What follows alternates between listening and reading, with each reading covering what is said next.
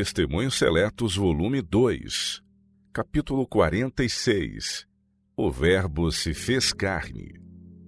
A união do divino com a natureza humana é uma das mais preciosas e misteriosas verdades do plano da redenção. É dela que fala o apóstolo Paulo nestas palavras: sem dúvida nenhuma, grande é o mistério da piedade. Deus se manifestou em carne. Essa verdade tem sido para muitos causa de dúvida e incredulidade. Quando Cristo veio ao mundo como Filho de Deus e do homem, não foi compreendido pelo povo de seu tempo. Humilhou-se tomando a natureza humana para poder atingir a raça decaída e reabilitá-la. Em virtude do pecado, porém, os homens tinham o espírito obscurecido, as faculdades entorpecidas e a percepção embotada, a ponto de não lhe discernirem o caráter divino sob as vestes da humanidade. Esta falta de compreensão de sua parte foi um obstáculo à obra que Cristo se propunha realizar em seu favor, de sorte que, para imprimir força aos seus ensinos, precisou muitas vezes definir e defender sua posição. Pela referência ao seu caráter misterioso e divino, tentou dar às suas ideias uma orientação que favorecesse a virtude reformadora da verdade. De outras vezes, servia-se dos objetos da natureza que lhes eram familiares, a fim de ilustrar as verdades divinas. O terreno do coração era deste modo preparado para receber a boa semente.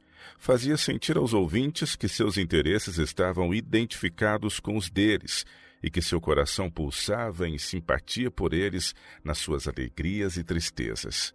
Ao mesmo tempo, podiam observar nele a revelação de um poder e excelência que muito excediam os que possuíam seus mais respeitáveis rabinos. Os ensinos de Cristo se assinalavam por uma simplicidade, dignidade e virtude, até então deles desconhecidas, e sua involuntária exclamação eram estas palavras: nunca homem algum falou assim como este homem. João 7,46. O povo escutava-o com prazer, mas os sacerdotes e príncipes, que faltavam eles próprios à sua dignidade de guardiões da verdade, aborreciam a Cristo pela graça nele revelada, que afastava deles as multidões para seguirem a luz da vida. Por sua influência, a nação judaica, deixando de discernir o caráter divino de Cristo, rejeitou o Salvador. União do divino com o humano. A união do divino com o humano manifestada em Cristo se nos depara também na Bíblia. As verdades nela reveladas são inspiradas por Deus, contudo, são expressas por palavras de homens e adaptadas às necessidades humanas. Assim se poderia afirmar acerca do livro de Deus o que se disse de Cristo, que o Verbo se fez carne e habitou entre nós. João capítulo 1, verso 14. E esse fato, longe de constituir um argumento contra a Bíblia, deve fortalecer a nossa fé nela como a palavra de Deus. Os que se pronunciam sobre a inspiração das Sagradas Escrituras, aceitando algumas partes como divinas, enquanto rejeitam outras como de origem humana, perdem de vista o fato de que Cristo, o divino, participou da natureza humana a fim de poder atingir a humanidade. Na obra de Deus para a redenção do homem, a divindade e a humanidade se identificaram. Há muitas passagens nas Escrituras que os críticos céticos declaram não serem inspiradas, mas que na sua excelente adaptação às necessidades dos homens, constituem as mensagens do próprio Deus para conforto de seus filhos que nele confiam. Uma bela ilustração desse fato ocorre na história do apóstolo Pedro. Estava preso, esperando ser executado no dia seguinte. Aquela noite dormia entre 2 soldados, ligado com 2 cadeias, e os guardas diante da porta guardavam a prisão. E eis que sobreveio o anjo do Senhor, e resplandeceu uma luz na prisão, e tocando a Pedro no lado, o despertou, dizendo: levanta-te depressa. E caíram-lhe das mãos as cadeias. Atos capítulo 12, versos 6 e 7. Pedro, subitamente despertado, extasiou-se com a claridade que inundava o cárcere, e a beleza celestial do mensageiro divino. Não compreendeu a cena, mas sabia que estava livre, e em sua estupefação e júbilo se teria retirado da prisão sem ter o cuidado de agasalhar-se do frio ar da noite. O anjo de Deus, notando todas as circunstâncias, disse-lhe com terna solicitude pelas necessidades do apóstolo: cinge-te e ata as tuas sandálias.